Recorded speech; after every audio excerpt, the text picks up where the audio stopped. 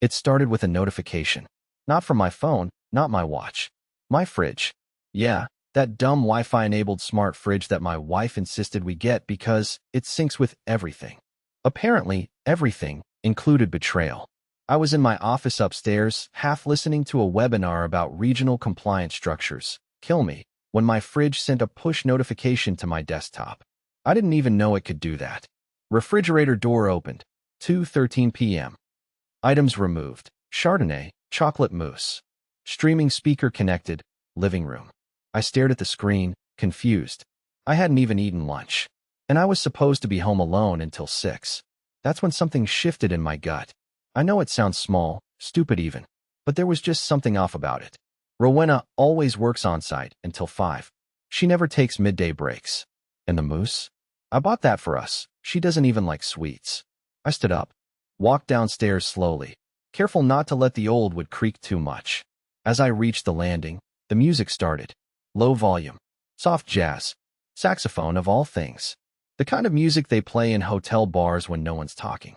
I stopped breathing. Then her voice, laughing. Light, high-pitched.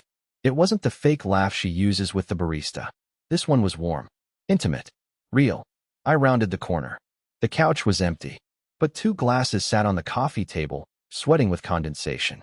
One lipstick stained. The other with a deep red fingerprint across the rim. Not her shade. My hands were cold. I didn't even speak. Just turned and walked back out the door, silent, numb, as if I'd walked into someone else's house.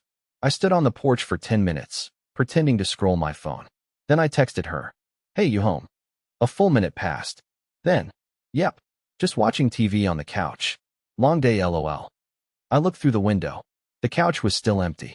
I didn't go back inside. Not at first. I just stood there, on my own porch, staring at the text she'd sent. Yep, just watching TV on the couch. Long day LOL. That one word, couch, was spinning in my brain like static. Because the couch was empty. I'd seen it with my own eyes. And she wasn't watching TV. She wasn't even in the room. But she was home. I knew it now, because the speaker in the living room had paired with something called Lenovo Karma_77. That wasn't one of our devices. I knew every piece of tech in this house. I'm the one who set it all up. The fridge, the smart lights, the indoor security cam we turned off 6 months ago because it made the house feel creepy. Guess what? I turned it back on. I did it quietly, from my phone, while standing in the backyard like a ghost. I connected to the internal system, hoping it still worked. 1 bar of Wi-Fi. The last feed was from exactly 10 minutes ago. There she was, Rowena, wearing the robe I got her for our anniversary, curled up on the corner of the couch, head tilted, talking to someone off-screen. Her hands were animated, expressive, and she was smiling in that way she never smiled with me anymore. Soft, giggly, relaxed. The frame adjusted slightly. Auto-tracking kicked in, and a man sat down beside her. Not across. Beside. He didn't even hesitate. Just dropped into the space like it was his spot. He had that over-familiar posture, leg brushing hers, arms stretched across the back of the sofa. And she didn't flinch, didn't move away. She leaned in. The video had no audio, but it didn't need any. Body language says more than sound. Then she kissed him. Not a mistake. Not a drunk peck. A slow, intentional, intimate kiss. Her hand went to the back of his neck. His eyes closed like he knew her rhythm. Like this wasn't new. I sat down in the dirt. Literally, I just dropped onto the patch of gravel between our fake flower beds, my knees weak and my hand still clutching my phone like it was the only thing keeping me tethered to reality. I didn't cry. I didn't rage. I didn't even scream. I just sank. My phone buzzed again. Rowena, what time you heading home BTW? That's when it hit me. She didn't know I was already here. The fridge betrayed her. The camera confirmed it. But she still believed her illusion was intact. And I knew something she didn't. She wasn't cheating in secret anymore. She was cheating on camera. I didn't go in. Not yet. I couldn't. My body was frozen in this half collapse, like my muscles had staged a mutiny. The kiss I just saw replayed in my mind on a constant loop, and each time, it stung a little sharper. I wasn't even angry yet. I wasn't even hurt. I was stuck, trapped in the dumbest part of betrayal, the disbelief. The part where your brain starts scrambling for excuses on their behalf. Maybe it was a goodbye kiss. Maybe it's her cousin. Maybe I'm insane. But I wasn't. I knew what I saw, and what I heard next made it worse.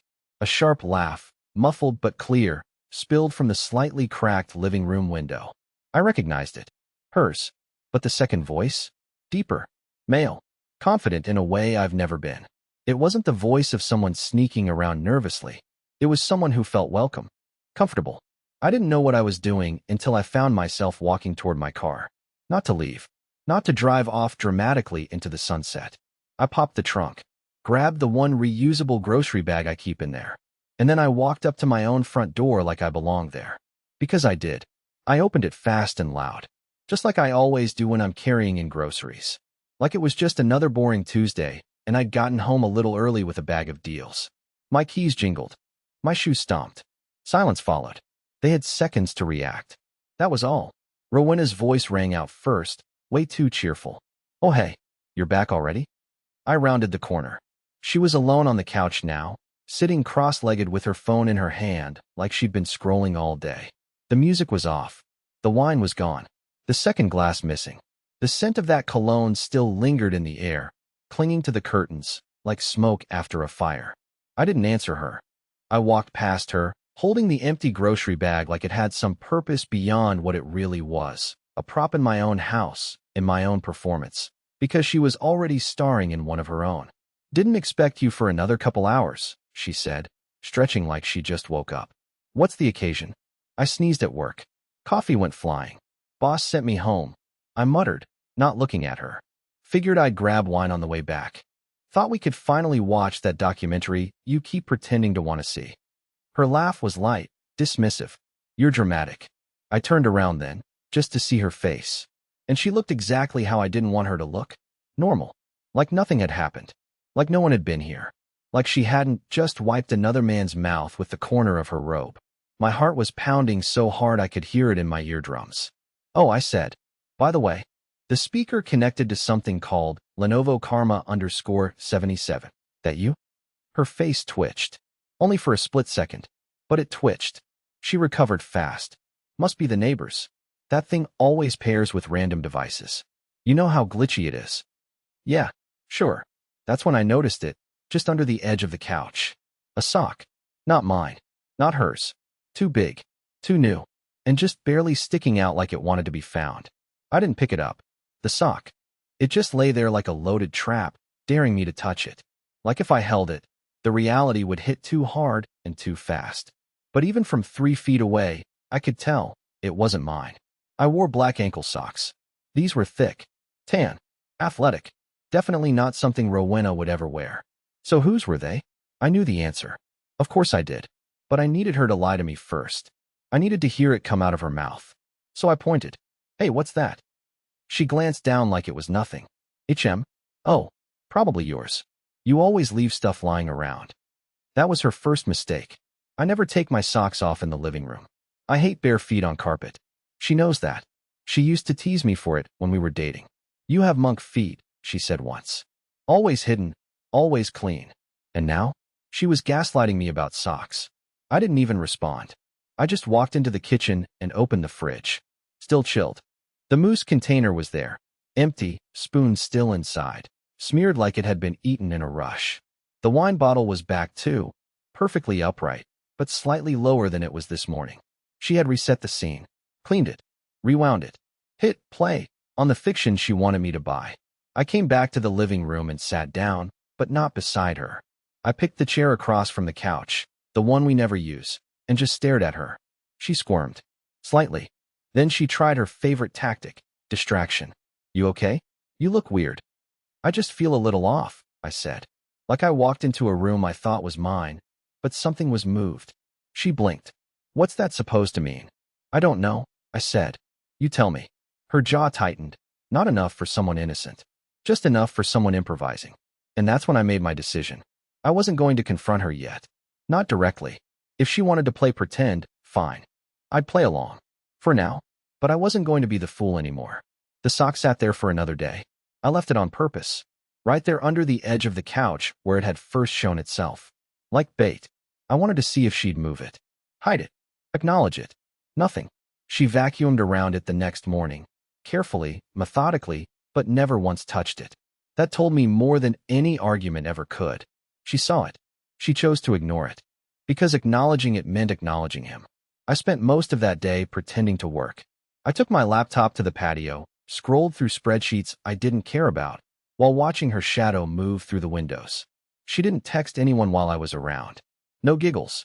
No suspicious calls. She was clean. A little too clean.